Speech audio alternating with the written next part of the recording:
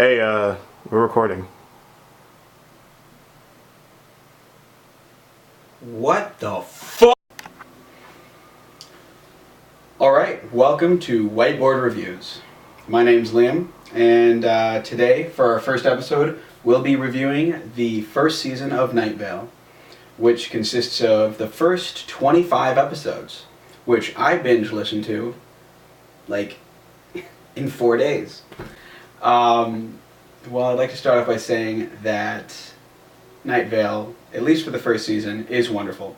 It is unpredictable, it is multi-genred, and it is weirdly cathartic.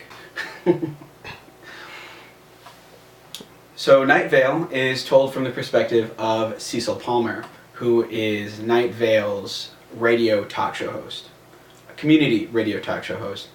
And Nightvale is in the middle of a desert, and weird shit happens, like, all the time. And he's covering this weird shit as if it's normal for it to be happening, which I guess for Nightvale it is. The podcast is weirdly wonderful. Every episode is unpredictable. Every episode happens to be multi-genred, like it's at least in 2 different genres of like storytelling, and it's strangely cathartic. The episodes are unpredictable in that you just don't know what's going to be happening that day. Some episodes, Cecil will open up by talking about how he found a cat video on YouTube, and he'll be describing it, how cute he is. And some episodes, he'll open with the death toll of the annual street cleaning day for the city, which doesn't make sense. I mean, like, there's one episode where, like, a giant pyramid appears over the top of the town, and for some reason, for no reason at all, everyone thinks it's the local cereal company trying to do a new advertisement method for their cereal, and they get punished for the pyramid, which has nothing to do with cereal. It's a lot. Describing it is not helping.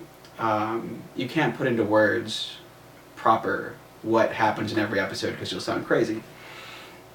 But it's really worth listening to, because it is multi-genre. Nightvale happens to be horror-esque, but comedy-esque. And sometimes it's romantic, sometimes it's adventurous, but more often than not, it goes under the category of weird fiction. Weird fiction is like a pseudo-horror, kind of, traditionally, but if you're looking for a good definition of what weird fiction is, it's pretty self-explanatory. It's weird, but it's great.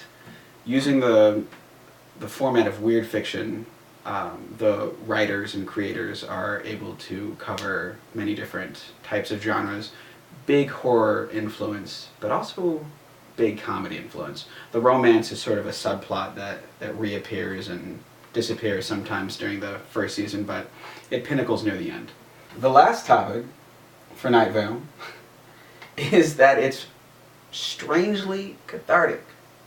And when I say that, I mean, like, cathartic is like, Aristotle came up with the word cathartic because when people go to a play and they see sad shit, they cry.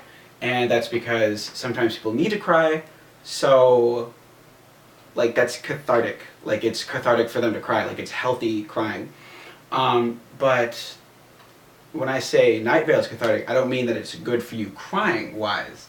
I guess there's cathartic sadness, there's cathartic violence, like cathartic anger. You know, sometimes you just gotta get that stuff out in a healthy manner. For Aristotle, it was going to plays. They would experience this through the story, and then in a healthy manner, they'd get out that sadness that they'd be holding on in them. But with Nightvale, instead of all that traditional catharticness, it's weird cathartic. I mean, it's a type of self-reflection. I'm almost positive that if you're watching this, you've at least heard of Nightvale. If you haven't, why are you here? And if you have, or haven't, everybody, look up Nightvale tweets. Like, look up what they tweet. It's weird stuff, but it's all everything that they tweet makes you think about something, and that's what the show is like. Every time you listen to an episode, you're gonna be caught thinking about something.